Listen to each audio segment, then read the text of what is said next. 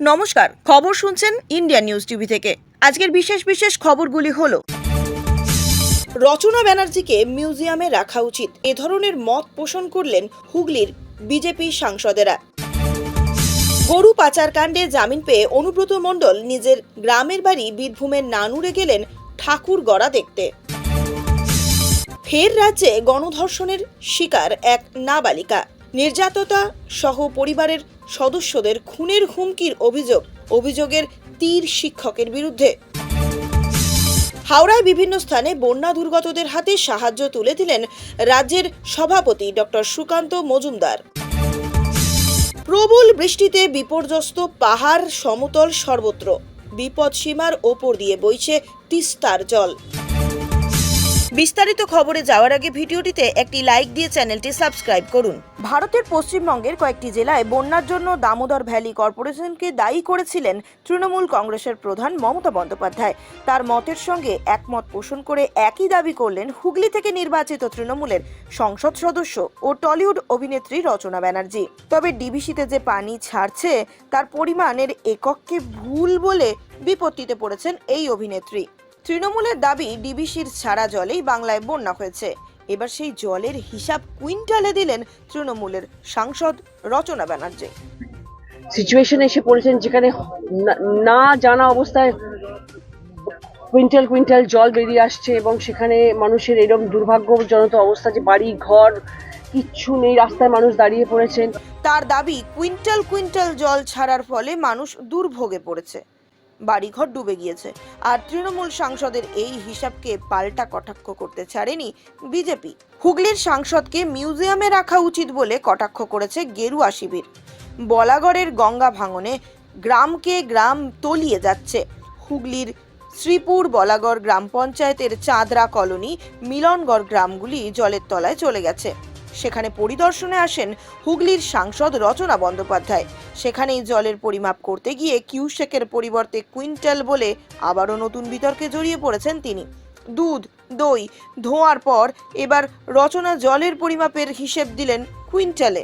এই দিন মুখ্যমন্ত্রী ম্যানমেড বন্যার কথাকে সমর্থন করেই এই দাবি করেন সাংসদ রচনা। বলাগড়ে ভাঙন নিয়ন্ত্রণে মাস্টার প্ল্যানের কথা বলতে গিয়ে সাংসদ বলেন, ঘাটাল মাস্টার প্ল্যান হয়েছে, কেন্দ্র করেনি, মুখ্যমন্ত্রী করে দিয়েছেন। আমি কেন্দ্রের কাছে আর্জি জানাবো যাতে বলাগড়ের গঙ্গা ভাঙনের ব্যবস্থা করেন। কিন্তু সাংসদের এই বক্তব্যকে ধরেই কটাক্ষ করেছে বিজেপি। হুগলি জেলা বিজেপি সাধারণ সম্পাদক সুরেশ সাউ বলেন, মুখ্যমন্ত্রীর উচিত হুগলির সাংসদকে মিউজিয়ামে রাখা। সাংসদ বলছে কেন্দ্রীয় সরকার নাকি কুইন্টাল কুইন্টাল জল ঢালছে। জল কুইন্টালে কবে থেকে মাপা হয়? আমরা তো জানি জল কিউসেকে মাপা হয়। ঘাটালে মাস্টার প্ল্যান করে দিলে দেব লাইফ জ্যাকেট পরে সাঁতার কাটতেন না। ন্যূনতম জ্ঞান নেই, তাই ভুলভাল বকছে। কপালে দুঃখ আছে সাধারণ মানুষের। হুগলি সাংসদ বলাগড়ে যেতেই এই দিন ক্ষোভ উগড়ে দেন গ্রামবাসীরা। গঙ্গার ভাঙনে তলিয়ে গিয়েছে বাড়ির পর বাড়ি, পার ভেঙেছে প্রতিনিয়ত। পুজোর আগে আরও আতঙ্ক বাড়ছে ভাঙনের। এই দিন সাংসদকে কাছে পেয়ে তাদের দুঃখ কষ্টে এবং কান্নায় ভেঙে পড়লেন গ্রামের মহিলা এবং বৃদ্ধরা। সাংসদ অবশ্যই বলেন, 3 মাস আগে যেখানে দাঁড়িয়ে প্রচার করে গিয়েছি সেই জায়গা জলের তলায় তলিয়ে গেছে। কয়েকটি বাড়ি রাস্তায় গঙ্গা মিশে গেছে। খুব খারাপ অবস্থা। এলাকার মানুষকে ত্রাণ দিয়েছি। গঙ্গা ভাঙন রোধ একটা বড় ব্যাপার। আমি লোকসভায় বলেছি, আবারও বলবো, কেন্দ্রের সাহায্য ছাড়া হবে না। ঘাটাল মাস্টার প্ল্যানের আদলে বলাগড় মাস্টার প্ল্যান করতে হবে। এর আগে যিনি সাংসদ ছিলেন তিনি কিছু করেননি। আমি চেষ্টা করছি। গরু পাচার কাণ্ডে 2 বছর জেলবন্দি ছিলেন অনুব্রত। পরপর 2 বছর গ্রামের দুর্গাপুজোতে অনুপস্থিত। সামনেই দুর্গাপূজা, তার আগে গ্রামের দুর্গাপুজো প্রস্তুতি এবং বাড়ির খবর নিতে মেয়ে সুকন্যাকে নিয়ে হাজির বীরভূমের নানুর ব্লকের হাট সেরান্দি গ্রামে। আগামীতে আর রক্তের সম্পর্কের মানুষদের সঙ্গে কোনো যোগাযোগ রাখতে চান না অনুব্রত মণ্ডল। শুক্রবার এমনই বিস্ফোরক মন্তব্য করেন তিনি। বীরভূম জেলা তৃণমূল সভাপতি অনুব্রত মণ্ডল শুক্রবার তার গ্রামের বাড়ি নানুরের হাট সেরান্দিতে দুর্গাপূজার প্রস্তুতি পরিদর্শন করলেন। সঙ্গে ছিলেন তার মেয়ে সুকন্যা মণ্ডল। এদিন তিনি বোলপুরে তার বাড়ি থেকে বেরিয়ে সরাসরি গ্রামের বাড়িতে আসেন। প্রথমেই মন্দিরে গিয়ে গৃহদেবতা দুর্গাকে প্রণাম করেন, তারপরে পরিবারের সদস্যদের সঙ্গে দেখা করেন। পুজোতেও অংশ নেবেন বলে জানান অনুব্রত মণ্ডল বলেন, প্রায় 2 বছর পর গ্রামে এলাম, মেয়ে রয়েছে সঙ্গে। পরপর 2 বছর নিজের বাড়ির দুর্গাপুজোতে অংশগ্রহণ করতে পারিনি। খুব খারাপ লাগছে। এবারের পুজোটা গ্রামীণ সকলের সাথেই কাটাবো। 2 বছর জেলবন্দি অবস্থায় পরিবার খবর রাখেনি, তাই অভিমান করে অনুব্রত বলেন, রক্তের সম্পর্কের মানুষদের সাথে আর কোনো যোগাযোগ রাখবো না। রাজ্যে এখনো তরতাজা রয়েছে আরজি করের ঘটনা। আরজি করের ঘটনায় নির্যাতিতার বাড়ি ছিল সোদপুর, এবার তারই পার্শ্ববর্তী এলাকায় ঘটে গেল আবারও একটি চাঞ্চল্যকর ধর্ষণের ঘটনা, যাকে ঘিরে এলাকায় ছড়ালো তীব্র চাঞ্চল্য। এবারের ঘটনাস্থল বারুইপুর। অভিযোগের তীর এক রেল কর্মীর বিরুদ্ধে। জানা যায়, শুধু ধর্ষণ করেই ক্ষান্ত থাকেননি ওই অভিযুক্ত। নির্যাতিতা সহ তার পরিবারের সদস্যদের দেওয়া হতো খুনের হুমকি।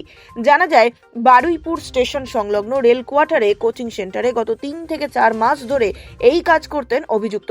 ঘটনার ফলে মানসিক অবসাদে চলে যায় ওই নাবালিকা। পরবর্তী সময়ে মানসিক স্বাস্থ্য কেন্দ্রে নিয়ে গেলে চিকিৎসা করানো হয়। সুস্থ হবার পর পরিবারকে সে সমস্তটা জানায়। এরপরেই বারুইপুর থানায় অভিযোগ জানায় নির্যাতিতার পরিবার। নির্যাতিতার পরিবারে এও অভিযোগ, কোচিং সেন্টারে অন্য মেয়েদের সঙ্গেও এমনই করত ওই অভিযুক্ত। অভিযোগের ভিত্তিতে পুলিশ অভিযুক্তকে গ্রেপ্তার করেছে। পুলিশ জানিয়েছে, ধৃতের নাম বিশ্বনাথ সর্দার। রাজ্যের 3 জেলার বন্যা পরিস্থিতি নিয়ে কলকাতা হাইকোর্টে মামলা করেছিলেন এক আইনজীবী। এই দিন কলকাতা হাইকোর্টের প্রধান বিচারপতির এজলাসে এই মামলার শুনানি হয়। গত সপ্তাহে বঙ্গোপসাগরে তৈরি হওয়া নিম্নচাপে টানা কয়েকদিন ধরে ব্যাপক বৃষ্টি হয়। তার ফলে নদীর জলস্তর হু হু করে বেড়ে যাওয়ায় চাপ সামলাতে না পেরে একাধিক জলাধার থেকে ছাড়া হয় প্রচুর পরিমাণে জল। তাতেই প্লাবিত হয় বাংলার একাধিক জেলার বিস্তীর্ণ অংশ। তার মধ্যে রয়েছে পশ্চিম মেদিনীপুর, হাওড়া, হুগলি বিভিন্ন জেলা। মূলত গত সপ্তাহে গভীর নিম্নচাপের ফলে পশ্চিমবঙ্গ, ঝাড়খণ্ডে ব্যাপক বৃষ্টিপাত হয়েছিল। তার ফলে মাইথন এবং পাঞ্চেত জলাধার থেকে প্রচুর পরিমাণে জল ছেড়েছিল ডিভিসি। তার ফলেই এই 3 জেলা ছাড়াও পূর্ব মেদিনীপুর, বাঁকুড়া, পূর্ব পশ্চিম বর্ধমান এবং নদিয়ার বিস্তীর্ণ এলাকা প্লাবিত হয়, যার ফলে ঘরছাড়া হয়ে পড়েন বহু মানুষ। একাধিক জায়গায় বন্যার ত্রাণ সরবরাহ ঠিক মতন না করারও অভিযোগ ওঠে। এছাড়াও উদ্ধার কাজেও গাফিলতির অভিযোগ উঠেছে। বন্যার সময় দুস্থ মানুষদের সাহায্য করার জন্য সরকারের ত্রাণ কার্যক্রম একটি অত্যন্ত গুরুত্বপূর্ণ উদ্যোগ। যদিও কিছু চ্যালেঞ্জ অবশ্যই রয়ে যায়, তবুও সরকার এবং স্থানীয় প্রশাসনের সমন্বিত প্রচেষ্টায় ক্ষতিগ্রস্ত মানুষদের জন্য একটি কার্যকর সহায়ক ব্যবস্থা গড়ে তোলা সম্ভব হয়। হাওড়ায় বিভিন্ন স্থানে বন্যা দুর্গতদের হাতে সাহায্য তুলে দিলেন সভাপতি ডক্টর সুকান্ত মজুমদার। আসুন তিনি কি বলছেন শুনে নেব। এখন বন্যার পরিস্থিতি ভয়াবহ।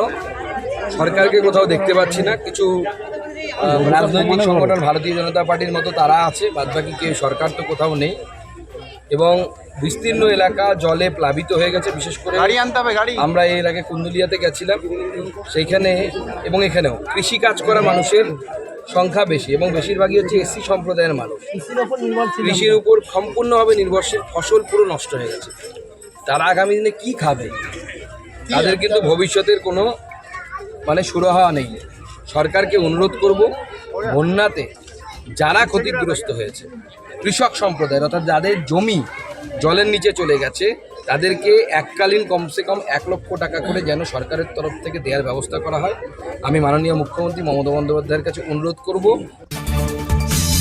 প্রবল বর্ষণের জেরে বিপজ্জনক পরিস্থিতি পাহাড়ে। ধসের জেরে বিচ্ছিন্ন একাধিক জায়গায় ধসের পাশাপাশি বিরিক দ্বারা সেতিঝোড়ার মতন এলাকাগুলিতে পাহাড় থেকে বোল্ডার গড়িয়ে পড়ায় নতুন করে বন্ধ হয়ে গিয়েছে 10 নম্বর জাতীয় সড়ক। এছাড়াও মিরিক রোড, দুধিয়া, পানিঘাটা, দার্জিলিংয়ের সুখিয়া পোখরি সহ বেশ কয়েকটি জায়গায় ধস নামায় রাস্তা বন্ধ। কালিম্পংয়ে একাধিক জায়গায় ধস নামায়, পাশাপাশি ধসে বিদ্যুৎ পোল ক্ষতিগ্রস্ত হওয়ায় গ্রাম তো বটেই, শহরের একাধিক জায়গায় বিদ্যুৎ নেই। সব মিলিয়ে চরম দুর্ভোগে পড়তে হয়েছে সাধারণ মানুষকে। পেশক রোড খোলা থাকলেও যেভাবে তিস্তায় জলস্ফীতি ঘটছে, তাতে এই রাস্তাটি বন্ধ হয়ে যাবে বলে আশঙ্কা দেখা দিয়েছে।